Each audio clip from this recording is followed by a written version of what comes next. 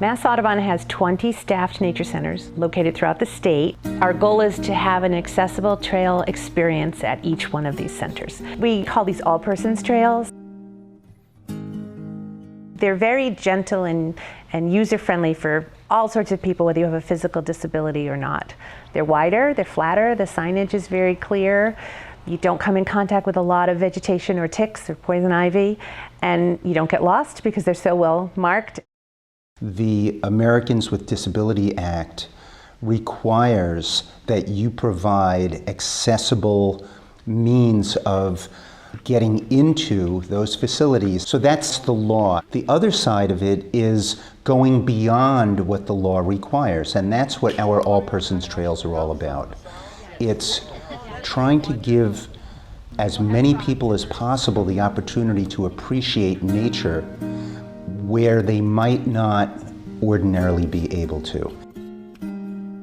When we start out to plan for an all-persons trail, we work with trail builders and trail designers to identify a short loop that might be a half mile or 3/4 of a mile that connects a number of important features. And then we go ahead and go through all the steps that we normally do, the planning, the permitting, and then we build that trail. And when he's done, I come in and plan and install the interpretive overlay. Signage, the maps, the tactile materials, the audio tour, and the outreach to the local community so people will know about and use the trails. You can start out very, very simply. If you're not building structures and you're just modifying the ground and putting in a nice crushed stone surface, that's not a tremendous amount of money. You can set one of these trails up for as little as $5,000. Yet at another site, we've spent as much as $100,000 to have a professional trail building team come in and elevate low areas and build boardwalks over wet areas. We discovered early on that we needed an inclusive process. So for each of the trails that we've completed, we have invited testers in, and they will try out everything we have planned there. Jerry always provides input on what he feels is the feeling about the trail. Could someone explore it independently? For a person like me who is totally blind, navigating with a cane is a very labor-intensive activity. You have to be listening, you have to be using all of your senses as much as possible to stay on the path or on the road that you're on. And there are lots of hazards to be concerned about.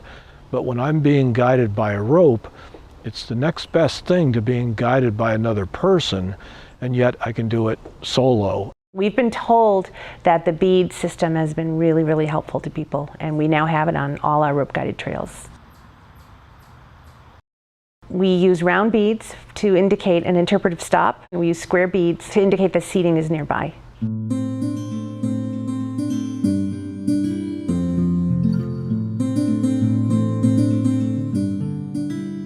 6 years ago, I sustained a work-related injury. I broke my back in 2 different vertebrae and damaged my spinal cord.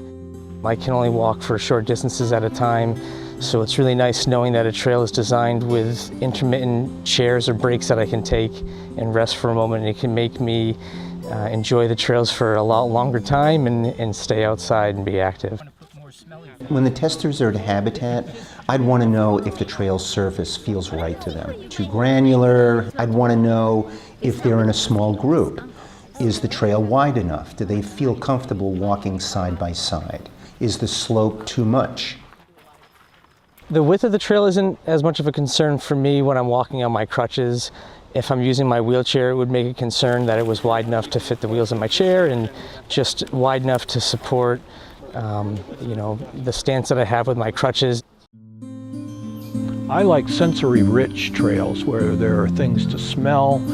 I'm interested in anything that makes sounds. I've studied insects a little bit, although I'm not so good at them, but I think I did hear a cicada. I just now heard a green frog make its glunk sound, and the very deep-voiced frog that seems to say jug-a-rum, that's a bullfrog. When we design our trails, we're trying to accommodate the biggest population that we possibly can. We know that there is an aging population that we would love to support.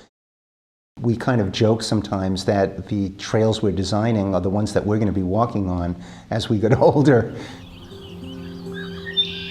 There's a younger population too. The trails give them the opportunity to get outside. The most inspiring part of this project for me is just watching the trails operate and be used and loved by everyone.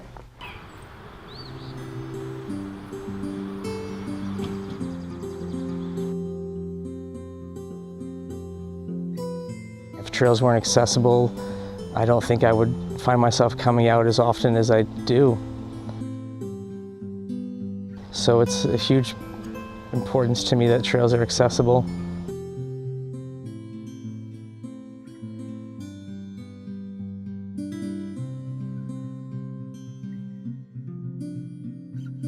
Just the feel of the wind and the sun and being out in nature, I find it not only relaxing but rejuvenating and just absolutely wonderful.